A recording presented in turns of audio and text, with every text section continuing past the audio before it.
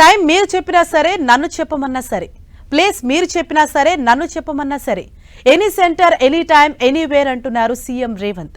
BJP BRS పై విమర్శలతో విరుచుకుపడుతున్నారు. ప్రత్యర్థుల పాలన తమ పార్టీ రూలింగ్ పై చర్చకు సిద్ధమా అంటూ సవాల్ విసురుతున్నారు. ఇంతకీ విపక్షాలపై సీఎం ఎందుకంత సీరియస్ అయ్యారు? కేసీఆర్ ను ఎందుకు టార్గెట్ చేశారు? ఇప్పుడు చూద్దాం. బీఆర్ఎస్ బీజేపీపై సీఎం రేవంత్ దూకుడు.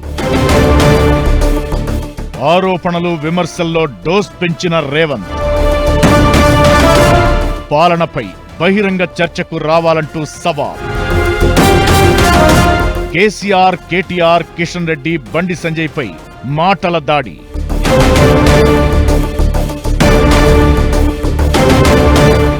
పాలమూరులో పర్యటించిన సీఎం రేవంత్ రెడ్డి నారాయణపేట బహిరంగ సభలో విపక్షాలపై విమర్శలతో విరుచుకుపడ్డారు.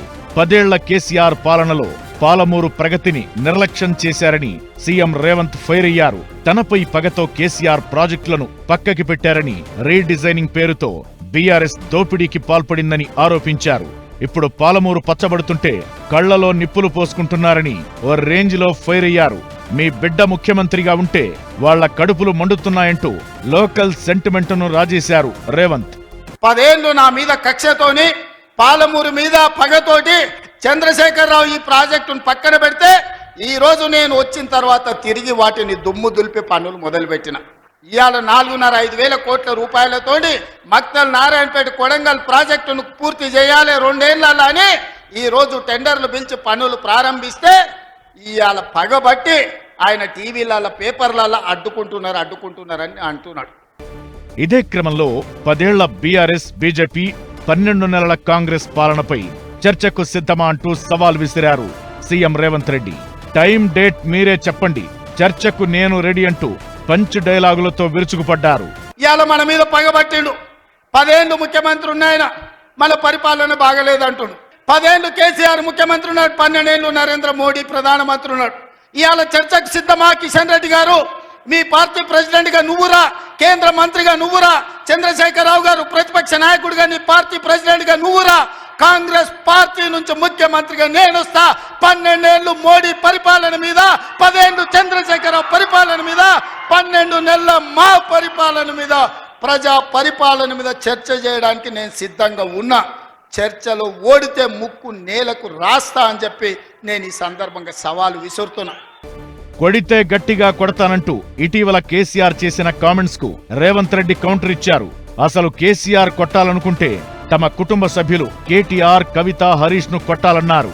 కాంగ్రెస్ ను కొడతానంటే కార్యకర్తలు చూస్తూ ఊరుకోరని చెప్పారు. 10 ఏళ్లలో నువ్వు చెయ్యని పనులు మేము చేసినాం కదా, ఏం బాగలేదు పాలన. ఆయన కొడితే గట్టి కొడతాడంట. ఆయన కొడితే ఎంత గట్టి కొడతాడంట అంటే ఇక అది చెప్పనలవి కాదంట. నేను అడగదలుచుకున్న మా సోదరుని, అయ్యా ఆయన గట్టి కొట్టడానికి ఫుల్లా ఆఫా? ఏంది గట్టి కొట్టడానికి? ఏం కొడతాడు ఆయన? కొడితే గిడితే ఓ ఫుల్ ఓ ఆఫ్ గట్టి కొట్టగలడు. అంత మించి గట్టి కొట్టేది ఏందుంది? 10 ఏళ్ళు నువ్వు గట్టి కొట్టేటోని ఆయన ఉంటే నిజంగానే నువ్వు గట్టి కొట్టాలంటే డ్రగ్స్ పార్టీలు ఫామ్ హౌస్లలో చేస్తున్న నీ కొడుకును వంగబెట్టి గట్టి కొట్టు, వానికి బుద్ధి వస్తుంది. ఢిల్లీలో లిక్కర్ దందాలు చేసి తెలంగాణ గౌరవాన్ని తీసిన నీ బిడ్డను దౌడ మీద అంగబెట్టి గట్టి కొట్టు.